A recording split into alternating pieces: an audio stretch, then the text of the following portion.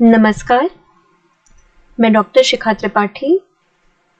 आज आप सबसे जिस विषय पर चर्चा करूंगी उसका शीर्षक है साधारणीकरण।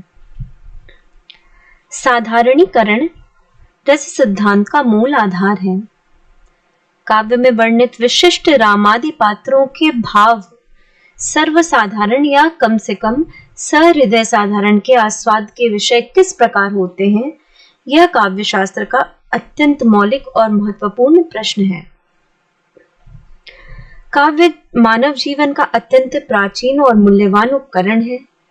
वह हजारों वर्षों से प्रबुद्ध मानव की आत्माभिव्यक्ति एवं आस्वादन का सुंदर माध्यम रहा है। किंतु चिंतनशील मनुष्य जब काव्य आस्वाद के विषय में विचार करता है तो उसमें उसके मन में पहला प्रश्न यह उठता है कि राम और दुष्यंत आदि से हमारा क्या संबंध है। देश काल का विराट व्यवधान होते हुए भी उनके भाव हमारे आस्वाद के हेतु कैसे बनते हैं। इन्हीं प्रश्नों का प्रामाणिक समाधान हमें साधारणीकरण सिद्धांत में देखने को मिलता है। साधारणीकरण क्या है? साधारणीकरण का स्वरूप कैसा होता है, इस पर मैं आपसे चर्चा करूंगी। साधारणीकरण का अर्थ होता है सामान्यीकरण, अर्थात जो साधारण नहीं है उसे भी साधारण कर देना। असाधारणस्य साधारणीकरण इति साधारणीकम। जिस वस्तु का साधारणीकरण होता है वह वस्तु अपनी विशेषताओं को त्याग कर सामान्य रूप में प्रतिष्ठित हो जाती है। भावक की दृष्टि में उसके समस्त वैयक्तिक धर्म ओझल हो जाते हैं। साधारणीकरण के उद्भावक या जन्मदाता हैं आचार्य भट्टनायक। वैसे साधारणीकरण के बीज में भरत मुनि के नाट्यशास्त्र नामक ग्रंथ में भी मिल जाते हैं। आचार्य भट्टनायक के अनुसार विभावादि के पूर्ण साधारणीकरण के साथ स्थायी भावों में विभिन्न संबंधों से मुक्त होने को साधारणीकरण कहते हैं। गोविंद ठाकुर ने काव्य प्रकाश की टीका काव्य प्रतीप में भट्टनायक जी के स्मत को इस प्रकार व्यक्त किया है। वह कहते हैं, भावकत्वम साधारणीकरण तेन ही व्यापारेण विभावादयः स्थायी च साधारणीक्रियन्ते। अर्थात भावकत्व का अर्थ है साधारणीकरण। इस व्यापार के द्वारा विभावादि और स्थायी भावों का साधारणीकरण हो जाता है। साधारणीकरण से अभिप्राय है सीतादि विशेष पात्रों का कामिनी आदि सामान्य रूपों में उपस्थित होना। स्थायी भाव और अनुभाव के साधारणीकरण का आशय है विशिष्ट संबंधों से मुक्ति। इस व्याख्या के अनुसार विभाव अर्थात आश्रय, आलंबन और उद्दीपन, अनुभाव, स्थायी तथा संचारी भाव सभी का साधारणीकरण होता है। वस्तुतः पहले पाठक या दर्शक राम और सीतादि को विशेष रूप में ही ग्रहण करते हैं, किंतु बाद में जो कुछ पढ़ता है, सुनता है या नाटक में देखता है उससे प्रभावित होकर बार बार उसका ध्यान उस पर केंद्रित होता है।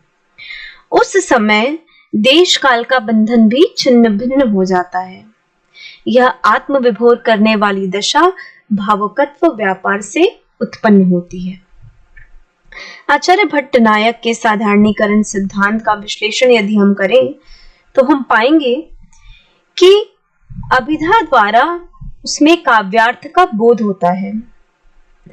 अर्थबोध के उपरांत भावकत्व व्यापार की सक्रियता दिखाई देती है। भावकत्व व्यापार के द्वारा विभावादि के विशेष संबंधों का परिहार होता है, जो साधारणीकरण कहलाता है। भाव्यमान स्थायी भाव भोजकत्व व्यापार द्वारा रस रूप में परिणत हो जाता है तथा रसानुभूति प्रदान करने वाली दशा ही साधारणीकरण कहलाती है। साधारणीकरण के विषय में अन्य विद्वानों ने भी अपने विचार प्रस्तुत किए हैं, जिसमें आचार्य अभिनवगुप्त का मत है कि भट्टनायक के भावकत्व व्यापार को वो निराधार और अशास्त्रीय मानते हैं तथा भावकत्व व्यापार की कल्पना को ही वे निराधार बताते हैं। उनके अनुसार व्यंजना शक्ति से ही भावकत्व और भोजकत्व का काम चल सकता है और व्यंजना द्वारा ही साधारणीकरण की शक्ति का आविर्भाव होता है। अभिनवगुप्त ने उनके अनुसार केवल विभाव और काव्यगत स्थायी भाव का ही साधारणीकरण नहीं होता, अपितु सामाजिक के स्थायी भाव का भी साधारणीकरण होता है। उनका कथन है कि अब आश्रय और आलंबन दोनों ही देश काल तथा ममत्वरत्व के बंधन से मुक्त हो जाएंगे, तब उसका वैशिष्ट भी निश्चय ही देश काल और व्यक्ति संसर्ग से मुक्त होकर सामान्य बन जाएगा। वस्तुतः भट्टनायक और अभिनवगुप्त के दृष्टिकोणों में बहुत सूक्ष्म अंतर है। भट्टनायक का कहना है कि दर्शन कथा के पात्रों को सामान्य बनाकर रसानुभूति करता है, किंतु अभिनवगुप्त का मत है कि दर्शक निर्लिप्त भाव से यह मानता है कि वस्तु विशेष देखकर मेरे मन में जिस प्रकार आनंद की अनुभूति होती है, उसी प्रकार प्रत्येक सहृदय के हृदय में होती है। इसी क्रम में आचार्य विश्वनाथ ने भी अपने विचारों को प्रस्तुत किया है। उनके मतानुसार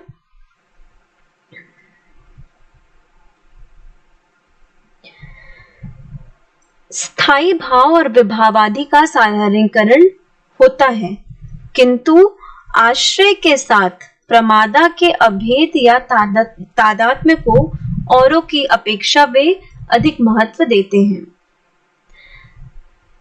साधारणीकरण विभावादि का विभावन नामक व्यापार है। इसी के प्रभाव से उस समय प्रमाता अपने समुद्र लंघन करने वाले हनुमान आदि से खुद को अभिन्न समझने लगते हैं।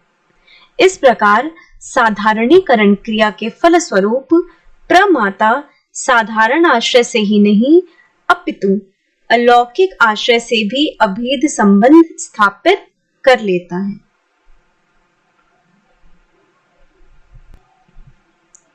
अतः काव्य नाटकगत विभाव आदि तीनों का व्यापार अर्थात सम्मिश्रण क्रियाकलाप साधारण रूप ग्रहण कर लेता है।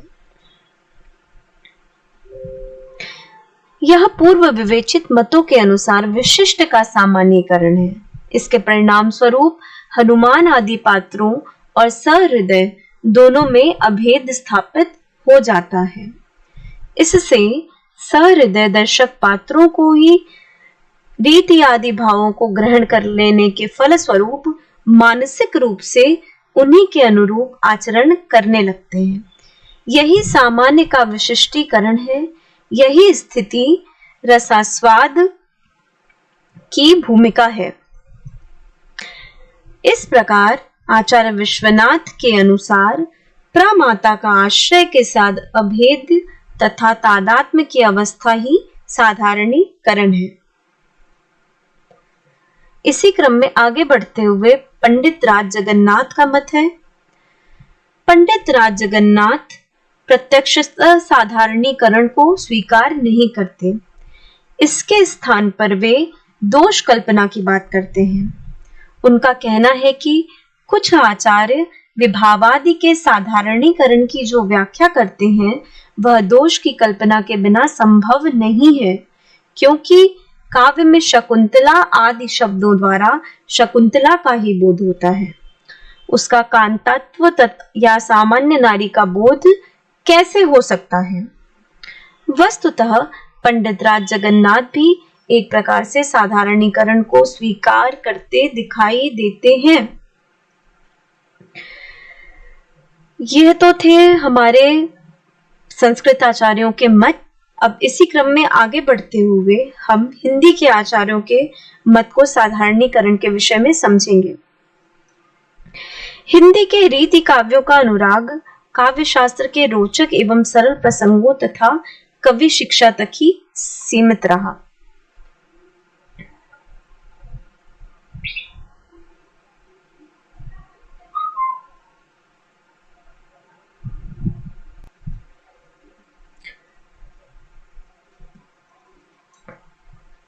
काव्य शास्त्र के रोचक एवं सरल प्रसंगों तथा इसके मौलिक विषय का विवेचन जिस प्रकार होना चाहिए था उसमें गतिरुद्ध पड़ गया। परवर्ती काल में आचार्य शुक्ल ने अपने साधारणीकरण और व्यक्ति वैचित्रवाद निबंध में इस पर गंभीरता से विचार किया। आचार्य रामचंद्र शुक्ल के मतानुसार जब तक किसी भाव का कोई विषय इस रूप में नहीं लाया जाता कि वह सामान्यतः सबके उस भाव का आलंबन हो सके, तब तक उसमें रसोद्बोधन की पूरी शक्ति नहीं आती। इसी रूप में लाया जाना हमारे यहाँ साधारणीकरण कहलाता है। इससे स्पष्ट है कि शुक्ल जी की दृष्टि अतीत पर न होकर वर्तमान पर ही स्थिर है और इन्होंने इस प्राचीन सिद्धांत की व्याख्या लोक धर्म सिद्धांत के आधार पर की है।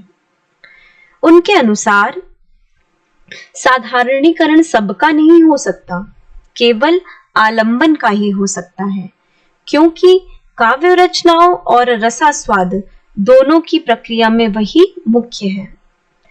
आलंबन का अर्थ है भाव का विषय।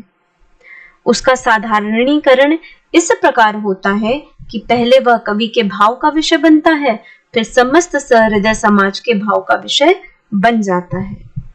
इससे स्पष्ट है कि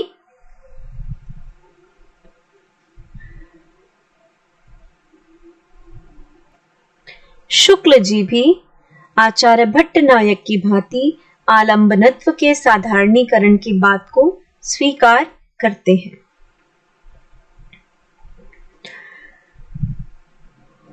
आचार्य नंद दुलारे वाजपेयी ने साधारणीकरण के विषय में अपना मत प्रस्तुत करते हुए कहा है कि सहृदय का कवि की भावना तक पहुंच जाना ही साधारणीकरण है।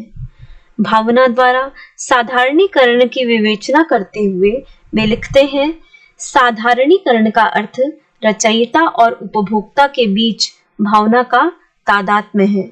साधारणीकरण वास्तव में कवि कल्पित व्यापार होता है, केवल किसी पात्र विशेष का नहीं। इसी क्रम में आगे बढ़ते हुए डॉक्टर नागेंद्र ने साधारणीकरण के विषय में अपने विचार रखे हैं। वे कहते हैं कि रस की स्थिति कवि और सहृदय दोनों को मानते हुए कवि की अनुभूति का साधारणीकरण होता है। उनके मतानुसार काव्य प्रसंग का साधारणीकरण हो जाता है। काव्य प्रसंग तो अपने आप में जड़ है, उसका प्रभावशाली अंश तो उससे ध्वनित होने वाला अर्थ है, और यह अर्थ वास्तव में कवि का संबंध उसकी सृजनात्मक अनुभूति से है। अर्थात सर्वांग के साधारणीकरण के पूर्व कवि की अनुभूति का साधारणीकरण अनिवार्य है। अतः निष्कर्ष यह निकाला कि साधारणीकरण कवि की अनुभूति का होता है, अर्थात जब कोई व्यक्ति अपनी अनुभूति को इस प्रकार अभिव्यक्त कर सकता है कि वह सभी के हृदय के समान अनुभूति लगा सके, तो पारिभाषिक शब्दावली में हम उसे साधारणीकरण की शक्ति को स्वीकार कर सकते हैं। डॉक्टर नागेंद्र का आशय यह है कि जब तुलसी का रावण राम की भर्त्सना करता है, जब हमारे हृदय में रावण के प्रति तुच्छ भाव या घृणा उत्पन्न होती है, तो कवि का यही अभिप्रेत है। और मेघनाद के वध के समान जो हमारे मन में जब वो भावना उमड़ती है कि मेघनाद के प्रति सहानुभूति प्रकट करते हुए हम जब दिखाई देते हैं, तो वह सहानुभूति साधारणीकरण का ही रूप होती है।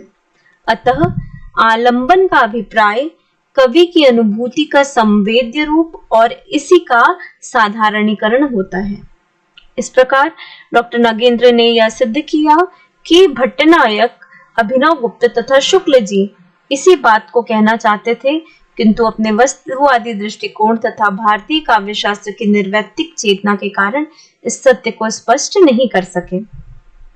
पाश्चात्य विचारकों ने साधारणीकरण के विषय में भी विचार किया और पाश्चात्य समीक्षकों के अनुसार मनोविज्ञान की दृष्टि से विचार करने वाले पाश्चात्य समीक्षकों ने विभावादि के साधारणीकरण की चर्चा न करके भाव तादात्म्य पर ध्यान दिया। उस स्थिति को व्यक्त करने के लिए एम्पैथी शब्द का प्रयोग किया गया। तदनुभूति की दशा में सहृदय और भोक्ता, कवि और पाठक दोनों का व्यक्तित्व एक हो जाता है। इसी प्रकार रिचर्ड्स और क्रोचे ने भी इसके विषय में अपने विचार व्यक्त किए हैं। उनके अनुसार किसी कवि की रचना का रसास्वादन करने के लिए हमको इसके धरातल पर पहुंचना चाहिए। अतः निष्कर्षतः हम यह कह सकते हैं कि साधारणीकरण के इस सिद्धांत का उद्भावन और व्यवस्थित विवेचन आचार्य भट्टनायक ने किया है तथा उसे शास्त्रीय रूप देने का श्रेय आचार्य अभिनवगुप्त को है। आचार्य रामचंद्र शुक्ल, डॉक्टर नगेंद्र की मान्यता का विश्लेषण भी यही है कि साधारणीकरण का व्यापार आलंबन से प्रारंभ तथा प्रेरित होता है और अंत उसी के द्वारा संचारित होता है, किंतु रचना में आश्रय, कवि तथा सामाजिक तीनों का सहयोग आवश्यक है। रसानुभूति के लिए एक प्रकार की भावमूलक तन्मयता अपेक्षित होती है। इसी तन्मयता को काव्यशास्त्रीय भाषा में साधारणीकरण कहा गया है। वास्तव में जिस साहित्य का साधारणीकरण का आधार टूटा हुआ है वह कभी भी सामाजिकों में स्थान नहीं बना सकता। कवि की उसी अनुभूति का साधारणीकरण संभव है जो विभावादि के माध्यम से कलात्मक औचित्य प्राप्त करके सहृदय संवेद्य रूप में व्यक्त हो। अतः विभावादि स्थायी भाव, कवि की अनुभूति आदि का साधारणीकरण तिरोभाव के अतिरिक्त कुछ भी नहीं। आशा करती हूँ साधारणीकरण का सिद्धांत आप सबको समझ आया होगा। भारतीय काव्यशास्त्र के अन्य विषयों पर मैं आपसे अगले व्याख्यान में चर्चा करूंगी। तब तक के लिए धन्यवाद।